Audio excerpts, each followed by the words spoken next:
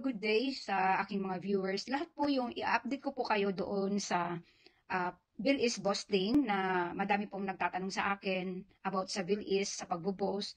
Wala po tayo ngayon, maintenance po yun. Kasi 3 hours lang na-try namin yun pero na kinuha po agad ni Bill is, inalis po agad ni Bill is. Siguro madami na ding nag-try nun.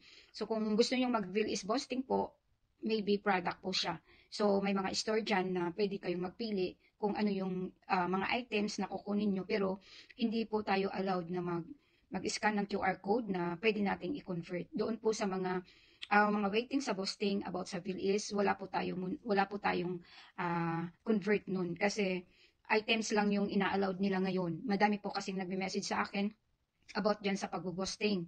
So, maintenance po yung na-try namin at maintenance po yung nagamit namin within 3 hours lang. So, na-try lang namin isang beses tapos naging maintenance na. So, hindi na gumagana yung apps na ginamit namin. Kaya sa mga waiting po, kung gusto nyo po mag-boast ng Villis, gamitin nyo na lang in product.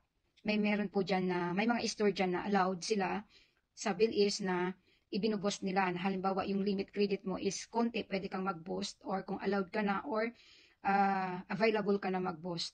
Pero pag nag-boost ka po ng items or magbibili ka ng items, kailangan mo po mag-down payment bago ka makakuha ng kanilang items. So sa convert po into cash, wala po tayo noon ngayon. One time lang po namin nagamit, pero inalis na din po ni Villis. So sa mga waiting po dyan sa Villis Boasting, wala po tayong boasting na ibobost natin na gagawin natin cash. Yun po ay yung items na ibobost natin yung credit limit natin para maka-avail tayo ng malalaking items or malaking halaga. So, maybe sa susunod po, kailangan lang natin na mag-antay or i-update na lang po kayo or mag-update na lang po ako kung meron tayong makuhang information about dyan. So, sa up to now po, wala po muna tayong yung mga waiting sa pag-boosting about doon na magagawing cash natin, wala po tayo ngayon. So, maraming salamat po sa lagi niyong pagpipiliin sa akin, panunood ng aking vlog, at panunood sa aking page at pag-update. So, maraming salamat po sa inyo.